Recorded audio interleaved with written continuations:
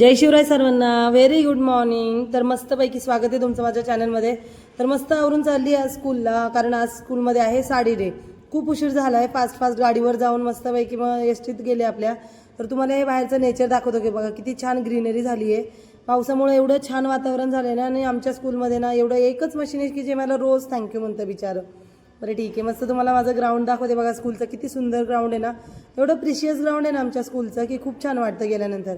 आणि या लिलीची फुलं बघा किती मस्त बहरलीत ना. तर हेच फुल मी माझ्या केसांमध्ये लावून बघत होते बघा, किती सुंदर वाटते ना. मस्त वाटतं असं सकाळी सकाळी फ्रेश. त्यानंतर मस्त स्कूलमध्ये गेले. मुलं तर वाटच बघत होती. मग मस्त मुलांसोबतही एक छान व्हिडिओ घेतला. मग त्यानंतर त्यांना थोडं सिल्कवर्मची माहिती दिली. आज आम्ही शिकतोय की क्लोथ्स वी वेअर. तर मग कपडे कशापासून बांधतात हे मुलांना शिकवणं खूपच गरजेचं आहे.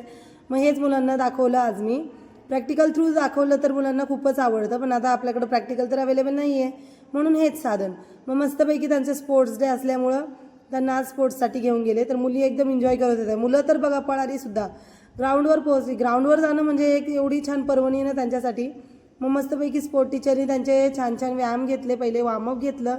त्यानंतर फुटबॉलची मॅच होती. आणि मी इथे बघा व्हिडिओ काढते सगळ्यांचे की कोण कोण कसं कसं खेळतं. मी नंतर तुम्हाला चेक करणार आहे जर कोणी व्यवस्थित नाही खेळलं तर. मग त्यानंतर थोडंसं आमचं मेडिटेशन सेशन होतं. काही लेक्चर्स झाले त्यामध्ये, त्याचे व्हिडिओ नाही शूट करता आले. मग मेडिटेशन सेशन झालं व्यवस्थित. त्यानंतर घरी आले. स्टँडवर आल्यानंतर तर दादा लगेच न्यायलाच आले होते. मग मस्तपैकी दादांसोबत घरी गेले. वातावरण एकदम मस्त झालं होतं. किल्ला बघा किती सुंदर दिसतोय. आणि हे माझं पिल्लू अंथरुणातच होतं अजून. तिच्या हातात बघितलं तर बापरे एवढे फ्रेंडशिप बँड. म्हटलं अरे मला कोणी बांधले नाही फ्रेंडशिप डेचे बँड. आणि मग मस्तपैकी आम्ही फ्रेंडशिप डे बँड तिचे बघत होतो. तर कसली दाखवत पण नव्हती. मग गेली आबाच्या जागेवर झोपण्यासाठी. मग पटकन आबापाशी जाऊन झोपली. मग आबाचा फोर्स करत होती की आबा मला आत्ताच बिस्किट पाहिजे. मग आबा कसले, आबा तर हट्ट पुरवायलाच आहेत. मग आबा लगेच बिस्किट आणण्यासाठी गेले. मग एक सोडून तीन बिस्किट घेऊन आली. मग शेअर कुठं करते परत, शेअर पण करीना. मग मस्तपैकी त्यांनी बिस्किट खाल्ले, मला पण दिले. मग पिल्लूनी थोडेसे, तिला दया आली वाटतं आईची, आईला बिस्किट दिले तिने. मग मस्तपैकी आईसोबत बिस्किट वगैरे शेअरिंग करून झाल्यानंतर मग तिला असं वाटत होतं की आता आईने माझ्यासोबत खेळावा. आता पिल्लूला तर वाटणारच, कारण दिवसभर ती घरी स्कूलला जाते आणि मी कामाला जाते. आमची भेटच होत नाही. मग संध्याकाळी मी थोडंसं घराचं बघायला गेले की थोड्या ग्रिल बनवायचं काम झालं. म्हटलं एकदा चेक करून घेऊयात की कशा झाल्यात. विंडोजच्या ग्रिल बनवल्यात. तर 2 विंडोच्या ग्रिल बनवल्यात. आणि बाकीच्या पण चेक करत होते की कशा बनल्यात कशा नाही. मग तेच चेक करत होते. तर बाहेरचा नजारा बघा तुम्हाला दाखवते, किती छान दिसतोय ना किल्ला. मग परत आले घरात. पिल्लूसोबत म्हटलं थोडंसं मस्ती करावा, तर कारण मला अजून एक बिस्किट खायचं होतं. मग तिने एकच बिस्किट दिलं, बोलली एवढंच देणार आहे. म्हटलं ठीक आहे जाऊ दे. मग म्हटलं मग जाऊ दे, आता फरसाण खाऊयात थोडंसं.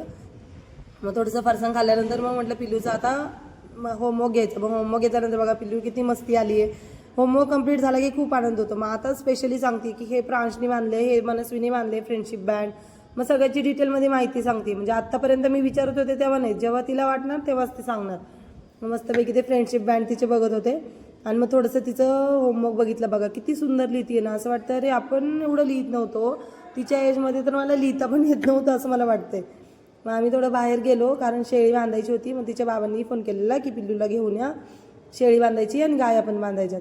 मग ही बघा ही लगेच बोलते की मी शेळी बांधते. आता हिला हिच्या शेळीचा जीव एवढा आहे, ती शेळी एका माणसाला ओढत नाही ती.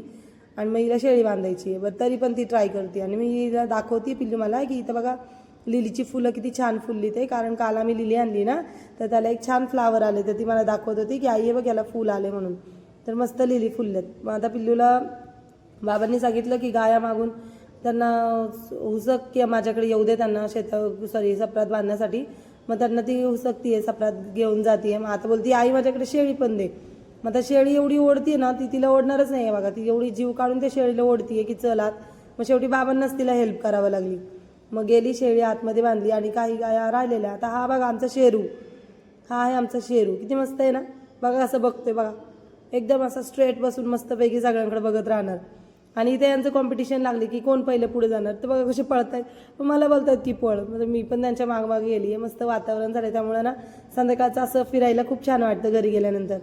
मग असं घरी गेले मस्तपैकी. इकडं झेंडू लावल्या बघा, किती छान दिसते झेंडूचे वावर पण. मस्तपैकी त्यांचाच व्हिडिओ काढत होते. तर मग घरी गेले तर गाया इथे बांधलेल्या होत्या. तर गाया ह्याच घरी घेऊन जायच्या होत्या, कारण अंधार पडायला लागला होता. गाया आतमध्ये बांधणं महत्त्वाचं होतं. मग गाया आतमध्ये घेऊन चाललेलो. तर पिल्लूचं म्हणणं होतं की आई माझ्याकडेच द्यायच्यात त्या गाया. मग आता त्या गाय घेणं किती अवघड आहे. आता दिवसभर ना असं काम केल्यानंतर संध्याकाळी पिल्लूसोबत टाईम स्पेंड करणं खरंच खूप गरजेचं असतं. कारण ती पण नंतर म्हणत राहते की आई तू माझ्यासोबत बोलली नाही, आई तू माझ्यासोबत हे केलं नाही. कारण घरी गेल्यानंतर स्वयंपाकाची तयारी असते, परत स्वयंपाक झाल्यानंतर परत मग काही ना काही असतं, म्हणजे जेवण असतं किंवा भांडी असतात, काही ना काही काम चालूच असतं किंवा आपलं ऑफिसचं काही काम असतं. मग यामध्ये पिल्लूला वेळच भेटत नाही. मग मी काय करते, घरी गेल्यानंतर सगळं स्वयंपाक वगैरे सुरुवात करून थोडंसं तिच्याकडे लक्ष देऊन मग त्यानंतर बाकीचं जेवण वगैरे आवरते. मग त्यानंतर मग भांडी वगैरे झाले की परत तिच्यासोबत टाईम स्पेंड करते.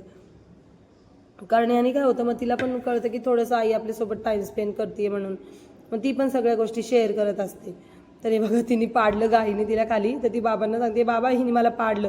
पण तरी पण तिला धरायचं सोडायचं नाही, तिला पकडायचंच आहे तिला. मग तिला पकडून घेऊन चालली आहे घरी, काठी पण हातात घेतली आहे का तर तिने परत पाडू नये म्हणून. पण ती गाई तिचं स्पीड तिला पेलवतच नाही आहे, ती तरी पळती बघा. ती गाई पळती आणि पण पळाली तिच्या पाठीपाठी. माझीच आम्ही मज्जा करत करत मस्त एन्जॉय करत होतो.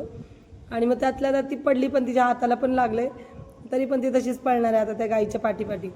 बघा सांगते थांबा थांबा माझ्या हाताला लागले, दाखवते बघा कसं हात दाखवते, हाताला लागले. आता कसं काय तिचा हात मी धुवायला नेऊ इथं, तर नाही, आमचा हाताला लागले तरी आम्ही पळणारच गाईच्या पाठी. मग अशीच गाईच्या पाठी पळून पळून आम्ही व्यवस्थित त्या गाया वगैरे सगळ्या बांधून घेतल्या, तरी पण तिला ही गाई हाती लागलीच. मग तिला एक गाय हाती लागल्यानंतर बघा आता कशी त्या गाईकडे पळत पळत जाते ती. शेरूला घाबरली ती गाय, त्यामुळे ती तिला बोलते की चल मी आहे ना तुला, चल मी तुला घेऊन जाते. तर ती गाई पण तिलाच घाबरते. मग शेवटी यांना यायला लागलं आणि मग त्यांनी ती गाई बांधायला घेऊन जायला लागलं. मग ती रशी देते बाबांच्या हातात की बाबा हे घ्या तिची रशी म्हणून. आणि मग ही मागून बाबांना खेचते की बाबा चला.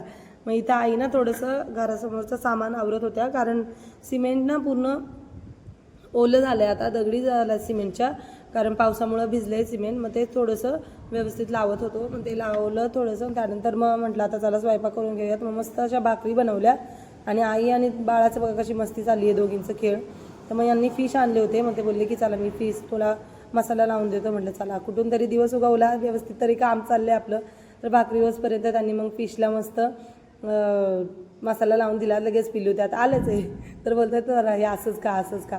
मग मस्तपैकी त्यांनी मसाले वगैरे काढले. मसाले काढल्यानंतर मग माशांना छान छान मसाले लावले. म्हटलं चला आता आज मासे फ्राय करूयात छान, कारण परत आखाड महिना पण संपत आला आहे आणि परत खाणार पण नाही येत लवकर. म्हटलं ठीक आहे जाऊ दे. मग मस्त त्यांनी माशांना मसाले लावून दिले. त्यानंतर मग ते दोघं जण मोबाईल बघत होते. मग असं आयतं ताट माझ्यासमोर आलं, कारण भाकरी तर मीच केले होते पण मासे पारे यांनी केले होते. आणि मग थोड्या वेळाने बाहेर येऊन बघते भांडी आवरून, तर बापरे हे तर दोघं बघा कसे झोपलेत. तर असं वाटलं अरे आपण तर